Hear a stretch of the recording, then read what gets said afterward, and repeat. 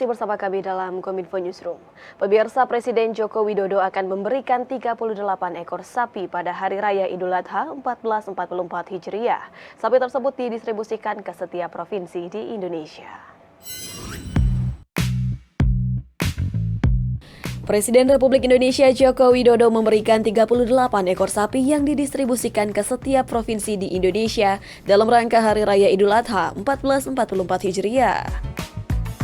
Kepala Sekretariat Presiden Heru Budi Hartono mengatakan, sapi-sapi tersebut diberikan sesuai dengan usulan pemerintah provinsi masing-masing. Sementara dalam proses distribusi, Sekretariat Presiden akan bekerja sama dengan Kementerian Agama, Kementerian Pertanian, Dirjen Dinas Agama untuk bisa memberikan sapi yang terbaik dengan kriteria bebas dari penyakit mulut dan kuku dan berbobot antara 900 kg sampai dengan 1,2 ton. Sementara sapi yang diberikan Presiden ialah jenis Simmental Limousin Angus, Brahman, dan peranakan Ongole dari sapi Bali. Bapak Presiden akan memberikan sapi kurban dalam rangka Idul Adha 1444 Hijriah tahun 2023. Kalau tahun lalu itu 34 provinsi. Sekarang ditambah dengan provinsi yang baru terbentuk, jadi menjadi 38. Nah, di mana saja Bapak Presiden memberikan per provinsi itu bahwa sesuai dengan utusan atau usulan dari pemerintah provinsi masing-masing. Jadi ada usulan dari para gubernur untuk sapi itu didistribusikan. Kementerian Agama resmi menetapkan Hari Raya Idul Adha 1444 Hijriah pada Kamis 29 Juni 2023 setelah melalui sidang isbat pada Minggu 18 Juni yang lalu. Keputusan itu diambil setelah mempertimbangkan hasil hisab posisi hilal dan laporan Rukyatul Hilal. Umat Islam sebentar lagi akan menyambut Idul Adha 1444 Hijriah untuk melaksanakan ibadah kurban. Dalam membeli hewan kurban tentu harus sesuai dengan syariat Islam dan berikut kiat memilih hewan kurban yang sehat dan aman. Hari Raya Idul Adha 1444 Hijriah jatuh pada tanggal 29 Juni 2023. Sebagaimana ibadah Idul Adha yang dilakukan umat Islam adalah berkurban. Dalam berkurban, hewan kurban haruslah sehat agar sesuai dengan syariat Islam dan sah disembelih. Hewan yang dikurbankan pun harus dari hewan ternak seperti kambing atau domba dan juga sapi. Berikut adalah ciri-ciri hewan kurban yang sehat dikutip dari akun resmi Instagram Pemprov DKI, Dinas KPKP Provinsi DKI Jakarta, dan situs resmi basnas.co.id. Ciri-ciri hewan yang sehat ditandai dengan muka hewan yang cerah seperti mata cerah atau tidak ada kotoran mata dan tampak bergairah. Bulu bersih dan tidak kusam dan tidak rontok. Lubang kumlah seperti mulut, telinga, hidung, anus bersih dan normal. Badan hewan tidak kurus seperti tonjolan tulang yang terlihat di bagian tubuh. Pilihlah hewan kurban yang gemuk. Hewan dapat bergerak dengan lincah, nafsu makan terlihat baik, kotoran pun juga harus normal atau berbentuk padat. Suhu badan normal 37 derajat Celcius atau tidak demam. Kemudian hewan kurban harus sudah cukup umur. Syarat minimal hewan kurban adalah sebagai berikut. Kambing atau domba minimal berumur 1 tahun yang ditandai dengan tumbuh sepasang gigi tetap. Sapi minimal berumur 2 tahun yang ditandai dengan tumbuhnya sepasang gigi tetap. Kemudian juga dianjurkan untuk menyembelih hewan jantan. Selain itu, pastikan hewan kurban tidak cacat. Berikut ciri-ciri hewan tidak cacat yang harus diperhatikan. Pastikan hewan tidak memiliki kebutaan, kaki hewan tidak pincang, tanduk hewan utuh dan tidak patah atau mengalami keretakan. Telinga utuh atau tidak ada kerusakan terkecuali bekas penanda telinga. Hewan kurban yang tidak cacat masih memiliki testis yang lengkap, sepasang serta bentuknya simetris. Adapun yang harus diperhatikan selain dari kesehatan hewan kurban yaitu bertransaksi secara aman. Belilah hewan kurban di tempat yang terpercaya seperti penjual atau lembaga sosial dan keagamaan. Belilah hewan kurban bersertifikat sehat atau surat keterangan kesehatan hewan. Demikianlah tips cara memilih hewan kurban yang sehat dan layak. Selalu diperhatikan kualitas dan kondisi hewan yang dipilih untuk berkurban di Hari Raya Idul Adha. Kita beralih ke informasi lainnya pemirsa, penyanyi internasional asal Amerika Serikat Taylor Swift dikabarkan enggan menggelar konser di Indonesia karena maraknya praktik calo tiket. Menyikapi hal tersebut, Deputi Bidang Produk Kreatif dan Penyelenggara Kegiatan Kemenparekraf, Vincentius Jumadu mengatakan bahwa pihaknya bertanggung jawab atas tindakan tersebut. Belakangan ramai menjadi pembicaraan warganet, salah satu musisi wanita internasional diduga membatalkan konser ke Indonesia. Hal itu diduga karena manajemen penyanyi wanita asal Amerika Serikat ini mendengar adanya praktik calo tiket yang tidak terkendali di Indonesia. Menanggapi hal tersebut, Deputi Bidang Produk Wisata dan Penyelenggaraan Kegiatan Kementerian Pariwisata dan Ekonomi Kreatif Vincentius Jumadu mengatakan, pihaknya memiliki 3 strategi untuk memerangi praktik calo tiket konser. Salah satunya, bertindak tegas pelaku hingga edukasi.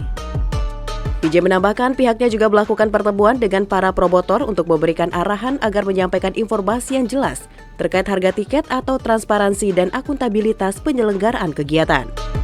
Dengan informasi yang transparan, penegak hukum dapat mengetahui apabila diduga terdapat penyimpangan dalam penjualan tiket konser. Strategi ketiga yakni melakukan edukasi bagi masyarakat untuk menyaring terlebih dahulu berita atau informasi yang diterima sebelum membagikan informasi atau saring sebelum sharing. Masyarakat dihimbau juga untuk saringlah sebelum sharing informasi, karena bagaimanapun juga musisi internasional maupun lembaga-lembaga yang bertanggung jawab untuk menyelenggarakan konser ataupun festival musik di Indonesia ini mempunyai manajemen yang profesional, okay, dan mempunyai platform-platform yang sudah terverifikasi dengan baik. Nah, oleh karena itu kami juga menghimbau para masyarakat, netizen terutama, untuk betul-betul bijaksana dalam menggunakan media sosial, media digital. Okay. Setidak-tidaknya informasi yang betul-betul akurat itu harus disaring dulu sebelum di-share, sehingga masyarakat kita tidak mengalami penipuan atau korban dari penipuan-penipuan yang dilakukan oleh calo tiket. Terkait regulasi kemudahan pelaksanaan event, pemerintah tengah mempersiapkan platform perizinan event secara digital, sehingga mampu mempermudah proses perizinan konser.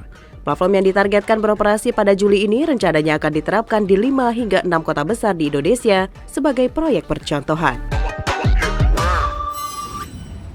Wakil Presiden Republik Indonesia Ma'ruf Amin dan Menteri Kelautan dan Perikanan Sakti Wahyu Trenggono melakukan panen udang Faname di budidaya udang berbasis kawasan atau BUBK di Kebumen, Jawa Tengah. Keberhasilan tambak modern terbesar di Indonesia ini diharapkan dapat meningkatkan produktivitas budidaya udang secara nasional.